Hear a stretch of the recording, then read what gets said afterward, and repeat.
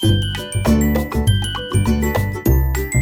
बच्चों, आप सभी का हमारे यूट्यूब चैनल आइडियल देव क्लासेस में स्वागत है। बच्चों, आज हम आपके लिए प्रोजेक्ट वर्क बुक जो विषय संस्कृत के लिए क्या है, जो कक्षा 8वीं के लिए है। आपकी जो प्रोजेक्ट बुक है, ये प्रोजेक्ट कार्य आपको वार्षिक परीक्षा के लिए पूर्ण करना है और ये आपका 20 अंक का रहेगा। चलिए देखते हैं प्रोजेक्ट बुक संस्कृत कक्षा 8वीं, इसका प्रायोजना कार्य 1। कौन सा कार्य करेंगे हम? प्रायोजना कार्य 1 करेंगे। प्रायोजक कार्य 1 में क्या दिया है, तो देखिए उद्देश्य में दिया है विद्यालय आयोजित गणतंत्र दिवस कार्यक्रम से विवरणम लिखत, यानी विद्यालय में आयोजित गणतंत्र दिवस के कार्यक्रम की रिपोर्ट लिखना है। जो आपका प्रोजेक्ट 1 यानी प्रायोजन कार्य 1 में क्या कहा है, विद्यालय में आयोजित गणतंत्र दिवस के कार्यक्रम की रिपोर्ट लिखे।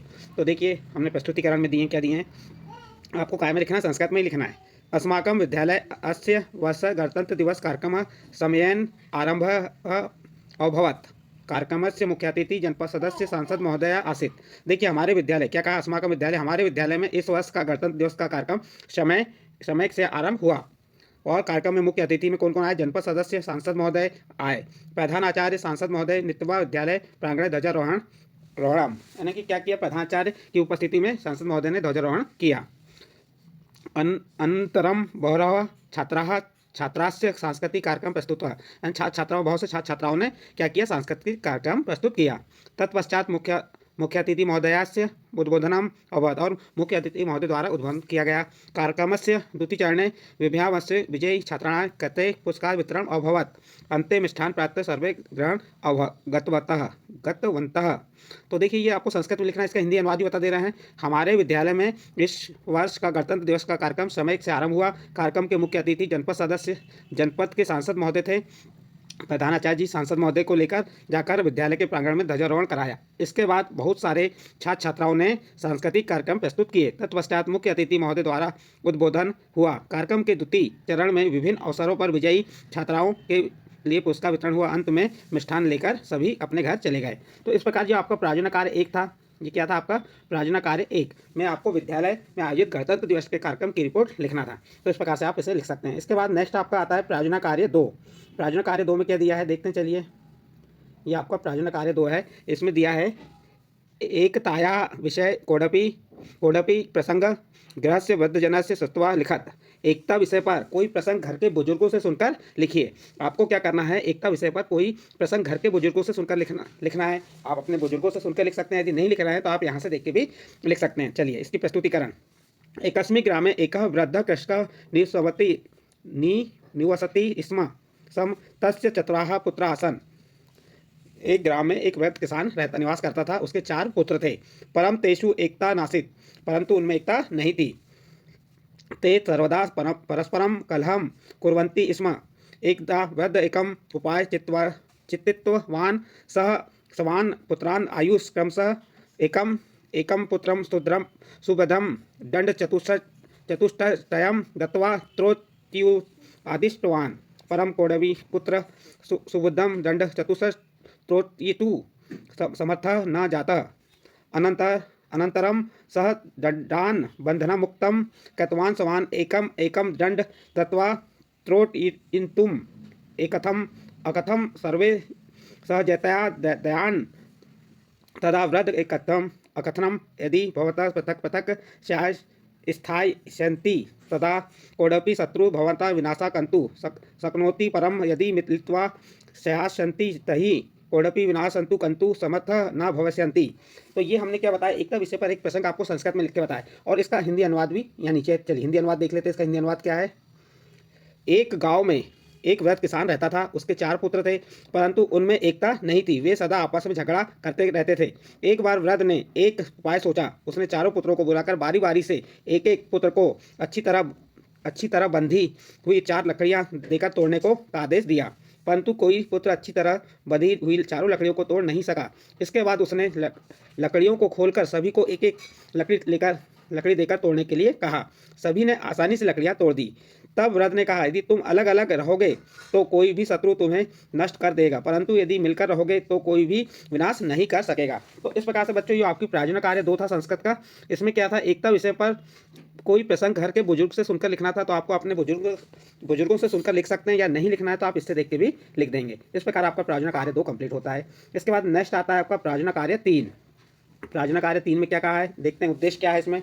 बसंत पंचमी पर्वे आयोजिते सरस्वती पूजनस्य चित्रम रचित्वा वर्णनम कुरत, यानी बसंत पंचमी पर्व पर आयोजित सरस्वती पूजन का चित्र बनाकर वर्णन कीजिए। तो देखिए आपको क्या करना है इसमें, बसंत पंचमी पर्व पर जो सरस्वती माता का चित्र बनाना है और उसका वर्णन करना है। देखिए इस प्रकार से चित्र बना दीजिए आप, इसका प्रस्तुतिकरण में सरस्वती माता का चित्र बना दीजिए। चित्र बनाने के बाद उसके बारे में लिख दीजिए। चलिए इसके बारे में क्या लिखेंगे। नंबर 1 पॉइंट, माघ मासस्य शुक्ल पक्षस्य पंचमी तिथि बसंत पंचमी नामा गायते। माघ, इसमें क्या बताया उसने, देखिए इसमें बताया उसने, आपको बताया माघ महीने के शुक्ल पक्ष की पंचमी तिथि बसंत पंचमी के नाम से जानी जाती है। फिर सेकंड नंबर, अस्मात् दिनात् आरम्य बसंतस्य आगमन भवति, इस दिन से बसंत का आगमन होता है। तीसरा पॉइंट लिख देंगे इसके बारे में, एषः दिवसः बुद्धेः ज्ञानस्य कलायाः च देवी सरस्वत्या आराध्य दिवस रूपेण अपि ज्ञायते। यह दिन बुद्धि, ज्ञान और कला की देवी सरस्वती की आराधना के दिन के रूप में जाना जाता है। फिर चौथा पॉइंट देखिए, इसका चौथा पॉइंट में क्या दिया है, एकादशी, इसका चौथा पॉइंट यहाँ से चालू हो जाएगा। एकादशी मान्यता अस्ति यत् अस्मिन् दिवसे सरस्वत्या देव्याः जन्म अभवत्, ऐसी मान्यता है कि इस दिन सरस्वती देवी का जन्म हुआ था। इसके बाद आगे दिया पांचों पॉइंट, भारतस्य विद्यालयेषु बसंत पंचमी पर्वे उत्साहेन आयोजित भवति, यानी भारत के विद्यालयों में, आप देखते हैं भारत के विद्यालयों में बसंत पंचमी का पर्व उत्साह के साथ आयोजित होता है। छठा पॉइंट देखिए, अस्मिन् दिवसे जना पीतानि वस्त्राणि धारयन्ति, इस दिन लोग पीले कपड़े पहनते हैं, यानी कि इस दिन क्या करते हैं लोग, इस दिन बसंत पंचमी के दिन लोग पीले कपड़े पहनते हैं। विद्यालयेषु सांस्कृतिक कार्यक्रमाणाम आयोजनम भवति, विद्यालयों में सांस्कृतिक कार्यक्रमों का आयोजन होता है।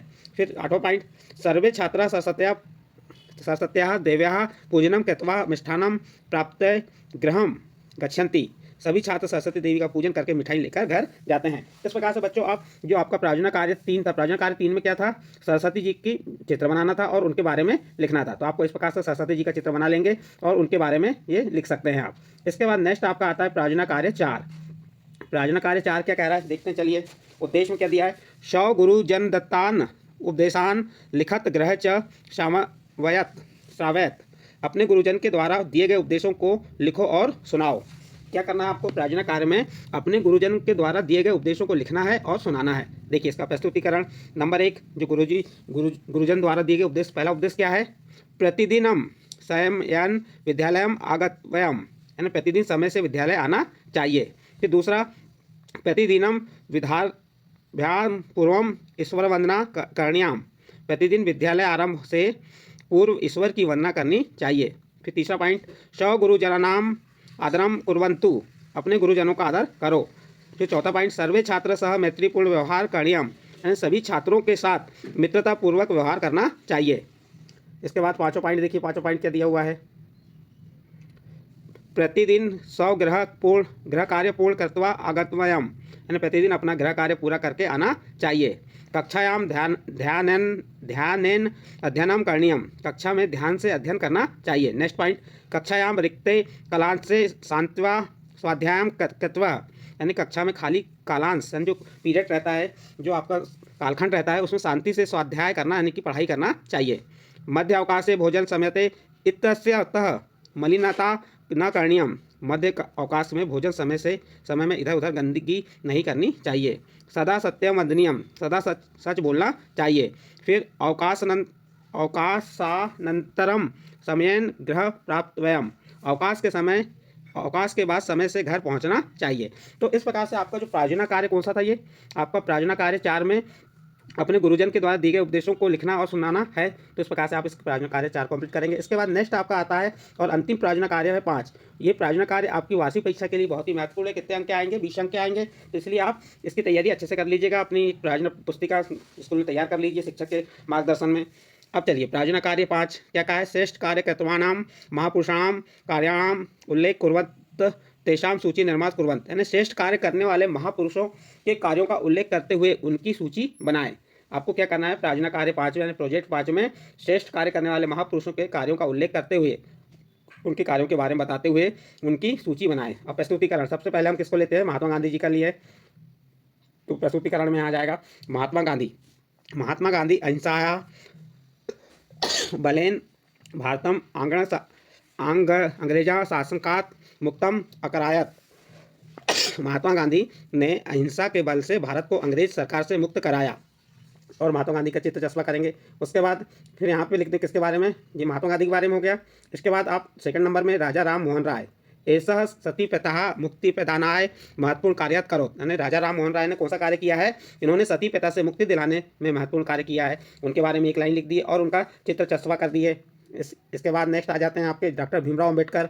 तो डॉक्टर भीमराव अम्बेडकर के बारे में लिख देंगे क्या है डॉक्टर ऐसा दलित जनानाम उद्धाराय महत्वपूर्णानि कार्याणि कृतवान् स्वतंत्रता तरम भारतस्य संविधान निर्माणस्य एतस्य सहयोग अविस्मरणीय अस्ति।